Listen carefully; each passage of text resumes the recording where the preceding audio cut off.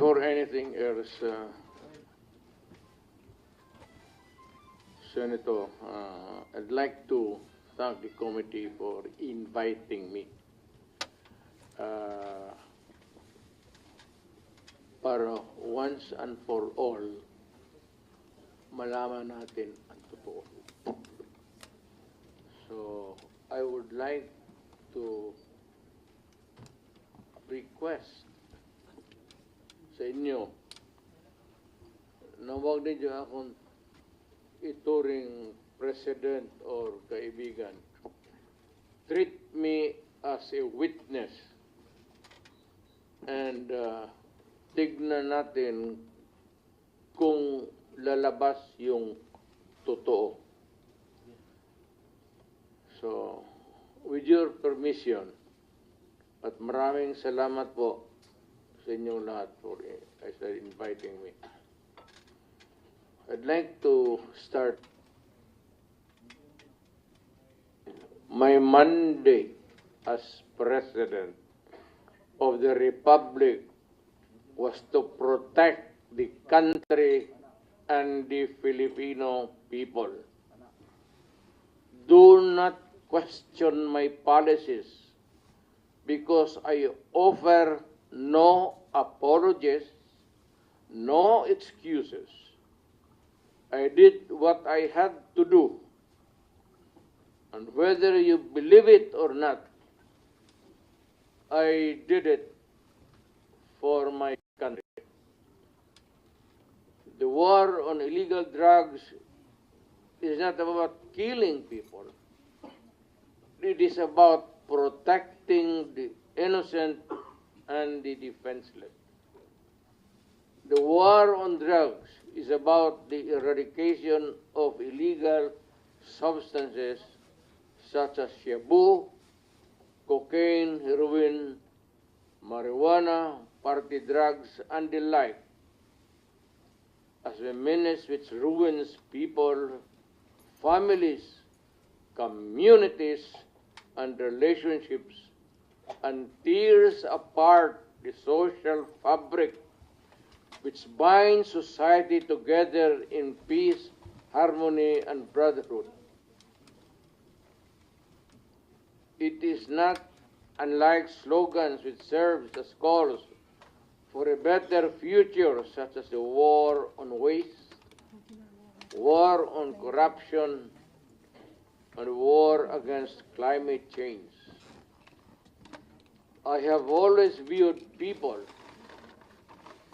addicted to illegal drugs as victims and patients requiring medical help and not as criminals.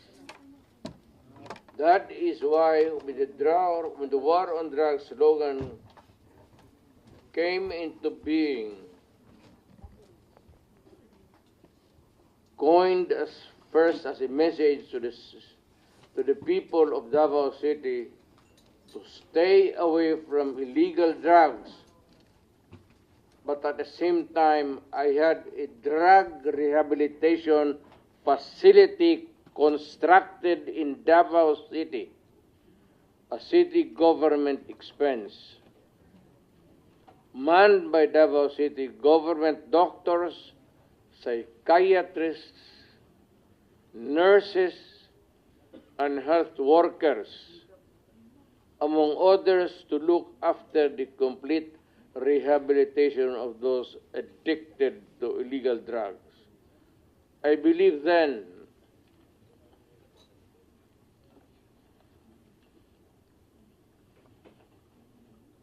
and I still believe now that rehabilitation and not fear of death or incarceration to be the key to the return of the addicted individuals back to the mainstream of a just and forgiving society. But no mistake about it, I hate drugs. I loathe the purveyors, the merchants, and the pushers of this demonizing element. I have not failed to emphasize this from the very day of the campaign when I ran for the presidency in 2016. This was my covenant with the Filipinos who believed in me. And to this day, must still agree with what in government have achieved. It is unfortunate that drug-related crimes are on the rise again. Every day you can read about children being raped, people getting killed and robbed. And just recently, a drug den was raided within the Malacanang complex. This clearly manifests that the purveyors of this menace are back in business.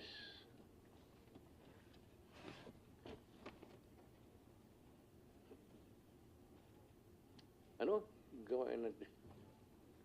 The Filipinos are anxious and distressed. Self-preservation is still the first law of nature. It is instinct. It is recognized in our laws as self-defense. That is why I have always told the police authorities and operatives to be mindful of this basic law of nature. However, I tell them not to abuse their authority and power. And hindi ko talaga pinayagan yung abuso ng pulis o sundalo kailanman sa buong buhay ko. And as mayor for so many years and as president. In the guise of protecting themselves. But when your very life is placed at risk, and it can be snuffed out in a matter of seconds, then and only then must you act accordingly. Repel the aggression only in self-defense. Alam mo, matagal ako nagturo sa aming bayan sa Police Academy. When I was a prosecutor, to augment my income noon na bago akong kasal, nagturo ako sa pulis. Ang sinabi ko talaga sa kanila, when you are arresting a criminal, you are not supposed to request him to surrender. Rather, you have to overcome the resistance. However, pag ayaw, it's the duty of the police is to overcome the resistance kung ayaw mag-surrender. At kung may baril, at kung tingin mo, sabi ko sa mga pulis doon sa academy, mamamatay ka, barilin mo. Barilin mo sa ulo. Patayin mo at least one less criminal in the community. Yun ang utos ko when I was a fiscal and I was a professor doon sa Police Academy. Yun ang turo ko sa kanila. No quarters given, no quarters asked. Criminal ito.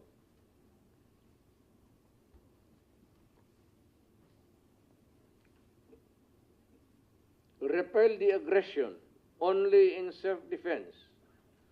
Do not make orphans of your children and widows of your wives.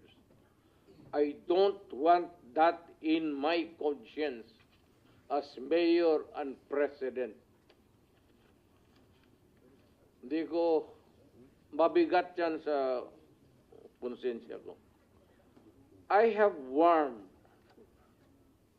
but before that, my job as president was never easy, and it was not meant to be.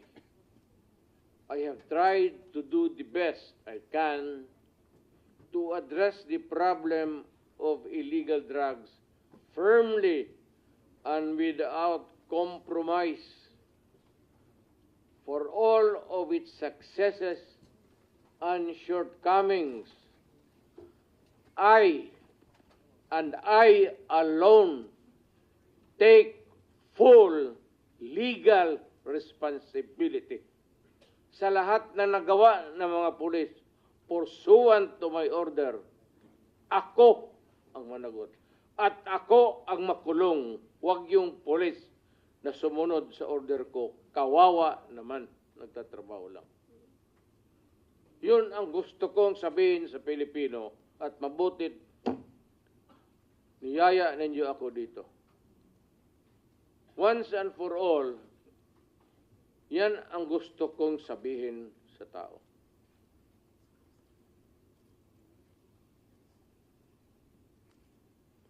I have warned all of you as your president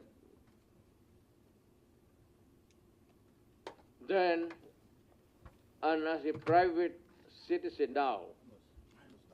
Drugs will destroy the Filipino. It will destroy my country, and I will never allow it. Baski ako empleyado sa gobyerno o private citizen, I would do what is necessary to protect my country, my community, at yung mga anak natin. This is a matter of principle. At papagkamatayan ko yan. Maraming salamat. I'm ready to answer your question. Thank you, Mr. President.